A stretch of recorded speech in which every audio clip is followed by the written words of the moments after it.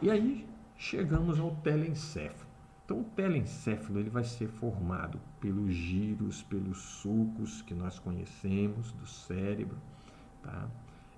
Ele vai ser responsável também por funções, né, corticais superiores que nos dão esse privilégio de expressar a inteligência, né, então da gente ler e interpretar o que a gente lê, o que a gente escreve, né, o que a gente cria de várias ordens, né, toda a atividade psíquica está relacionada a esse telencéfalo. Como eu disse, ele é formado por substância branca e por substância cinzenta. Essa substância cinzenta formará no interior dele núcleos e na parte superficial dele o córtex cerebral, e vinculando isso tudo uma substância branca, né, um centro branco medular, bem característico, de onde as fibras que saem e chegam no cérebro e que conectam o cérebro com ele mesmo, então o cérebro com o próprio cérebro, bem como o cérebro com as outras partes do sistema nervoso, com os outros órgãos do sistema nervoso, ou seja, com o mesencéfalo, com a ponte, com o bulbo, com o cerebelo, com a medula espinal. Então, isso tudo vão estar trafegando na sua substância branca. E, dito esses pontos todos, aqui nós temos uma imagem do cérebro anatomicamente dividido em lobos telencefálicos. Esses lobos telencefálicos são constituídos por giros e por sulcos. Giros e sulcos. Estão vendo? Giros e sulcos. Certo? Pois bem, os lobos telencefálicos são divididos em cinco grandes lobos. Antes de falar dos lobos, eu falo sobre os sulcos mais importantes que nós temos aqui no cérebro. Então, nós temos o seguinte, né, no telencéfalo mais especificamente. Nós temos o sulco lateral, que é este aqui. Okay? Este é o sulco lateral. Aqui nós temos um sulco chamado de sulco central. Aqui um pouquinho, né, da região do sulco, tá, chamado de sulco parieto-occipital. E eu mostro outros sulcos para vocês mais adiante. E, sobretudo, a gente consegue observar isso quando estamos em laboratório. Tá, então, os lobos telencefálicos temos o lobo frontal, que é o maior deles, este aqui, o lobo frontal. Atrás do sulco central temos o lobo parietal. Entre o sulco parietal e occipital, então parieto-occipital, a partir dele, deste sulco, nós temos o lobo occipital e temos aqui, ó, este lobo que é o chamado lobo temporal. Então, logo abaixo aqui do sulco lateral, o lobo temporal. E se profundamente, né, localizado, e quando retiramos parte do lobo frontal, parte do parietal e parte do occipital, conseguimos enxergar esse lobo profundo, tá, chamado de lobo da ínsula, o lobo da ínsula, o lobo insular. Aqui temos o telencéfalo também dividido, e mais uma vez expondo os seus sulcos e giros, aqui os principais giros do telencéfalo, né? Vários giros, giro frontal superior, médio, inferior, orbitais, giro pré-central, giro pós-central, giro, o lóbulo, né, parietal superior e inferior, o giro supramarginal, aqui um giro angulado, giro temporal superior, médio, inferior, e na face inferior ainda veríamos outro giro parieto-occipital, medial, lateral, giro lingular, né, giro paripocampal. Então, estão vários os giros. Bom, aqui temos também o seguinte. Neste slide, eu tento resumir a função predominante de cada um dos lobos. Então, qual é a função predominante deste lobo aqui, lobo frontal? Então, ele está relacionado com processamentos complexos, como a cognição, ou seja, essa parte que a gente tem de raciocinar, né, planejar, né, ações e sistematizá-las, controle de comportamentos sociais, ou seja, inadequados, né, controle de comportamentos. Por exemplo, você está no meio de uma palestra, você vai ficar, Uma pessoa está ministrando uma aula, você começa a gritar lá, é isso aí! Você não vai fazer uma coisa dessa, né? Geralmente, assim, ele está usando lá um raciocínio, você não vai geralmente fazer isso. Então, são controles. Ou, por exemplo, você está com raiva de alguém, você vai lá e vai socar a pessoa. Não, você se controla, certo? A abstração, então, a parte de você buscar criar algo, né, abstrato, então, conseguir enxergar a intenção da pessoa numa obra artística, que alguns vão enxergar lá um borrão, né, você já vai conseguir pegar o espírito da arte daquele sujeito, da ideia dele. Então existem aí as várias expressões artísticas, né, que têm conotações diversas, nem sempre tão claras, né? Tem que ter uma abstração para observar a intenção. Então temos a abstração, temos as funções executivas, ou seja, você buscar trabalhar toda uma padronização e execução de movimentos, né, de como que você vai estabelecer uma determinada rotina, né, executar a linguagem, executar um determinado movimentos. Então, são todas essas funções executivas do nosso córtex cerebral. Temos o planejamento e a iniciação de movimentos. Então, ou seja, os movimentos, antes deles ocorrerem, há um planejamento. Quais são os músculos que vão movimentar primeiro? São os músculos da coluna vertebral, são os músculos dos olhos, são os músculos do tronco. Como é que é essa coordenação? Então, tudo isso está envolvendo aqui o lobo frontal. Portanto, lesões nele podem trazer estas repercussões, disfunções nessas funções, né? Sobretudo aqui, córtex pré-frontal, essas funções mais psíquicas e nobres, tá? Então, como a abstração, enfim, a cognição, o raciocínio, etc. Né? Nessa porção mais medialzinha aqui, média, né? Vou colocar aí superior, vinculadas à parte de planejamento de movimentos, e aqui no giro pré-central, a execução dos movimentos. No lobo parietal temos uma área relacionada com a projeção de modalidades sensoriais, especialmente somáticas. Ou seja, o que eu quero dizer com isso?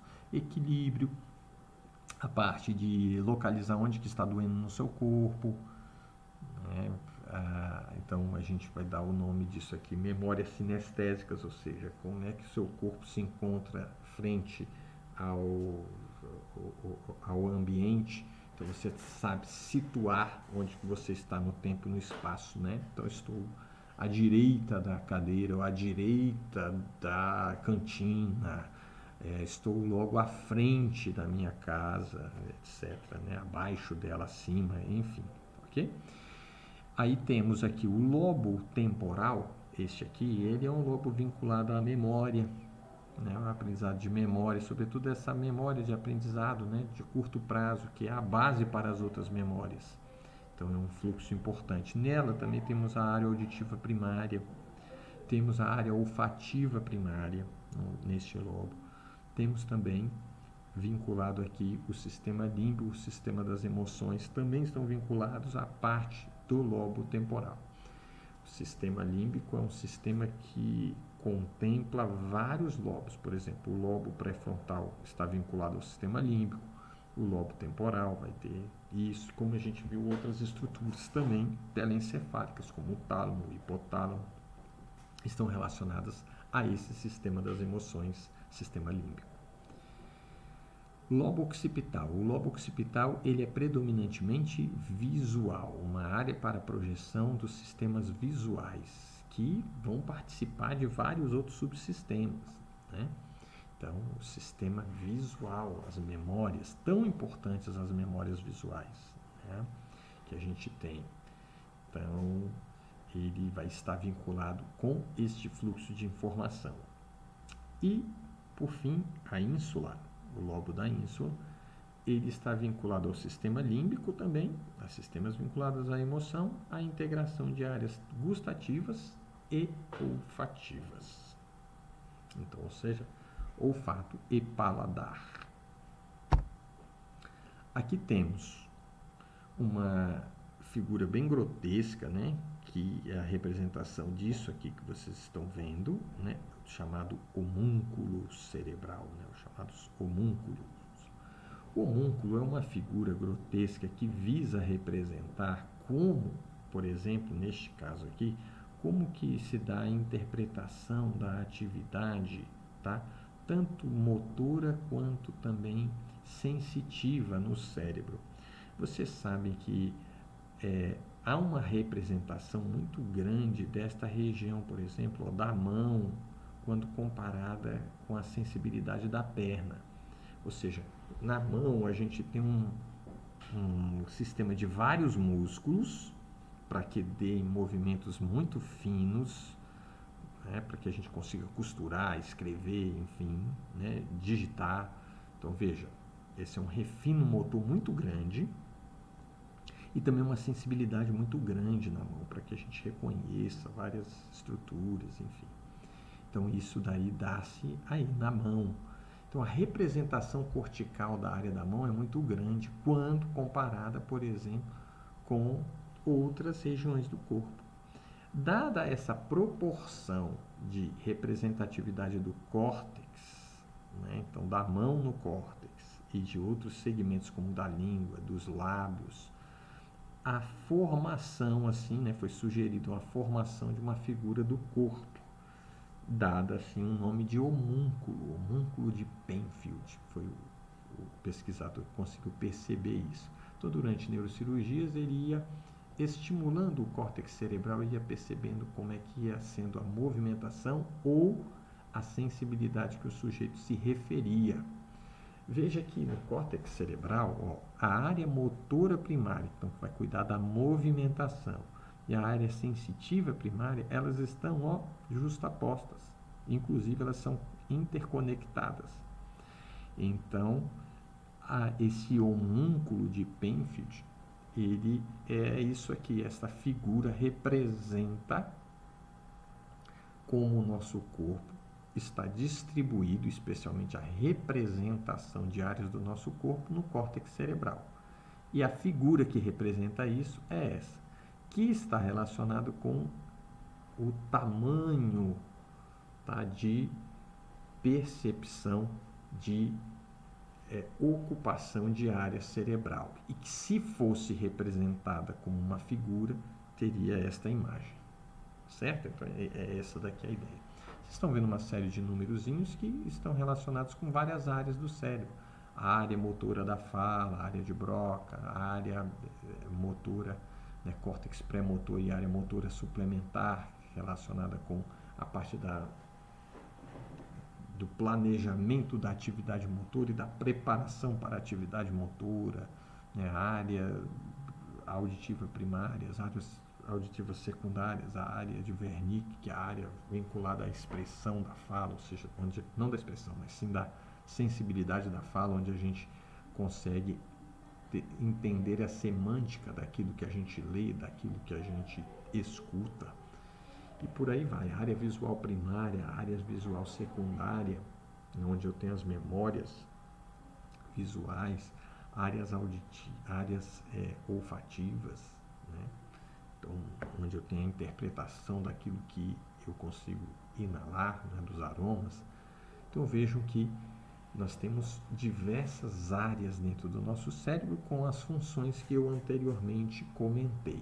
Como aqui trata-se de um curso mais geral, eu não estou dando tanta ênfase em cada uma destas sub-áreas. Embora eu tenha feito também uma coisa, né? Eu enviei até a turma de nutrição